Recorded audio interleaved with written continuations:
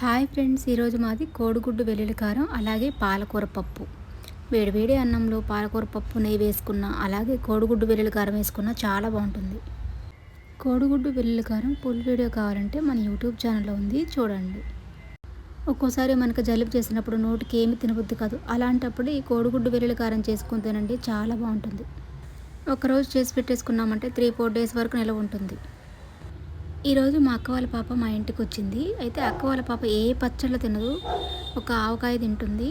అయితే కోడిగుడ్డు వెల్లుల్లి కారం ట్రై చేయి ఒకసారి, చాలా బాగుంటుందని చెప్పాను. అయితే ఫస్ట్ కొంచెం వేసుకొని తినింది. ఆ తర్వాత పాలకూర పప్పు అస్సలు వేసుకోలేదు. అన్నం మొత్తం కోడిగుడ్డు వెల్లుల్లి కారంతోనే తినేసింది. రోజు పప్పులు పులుసులు ఏం తింటారు, ఇలా కోడిగుడ్డు వెల్లుల్లి కారం వేసుకొని వేడివేడి అన్నం వేసుకొని తింటే కదా అబ్బబ్బా అసలు ఎంత బాగుంటుందో కదా. వీడియో కనుక నచ్చినట్టయితే లైక్ చేయండి, షేర్ చేయండి. మరిన్ని వీడియోల కోసం మన ఛానల్ని సబ్స్క్రైబ్ చేసుకోండి.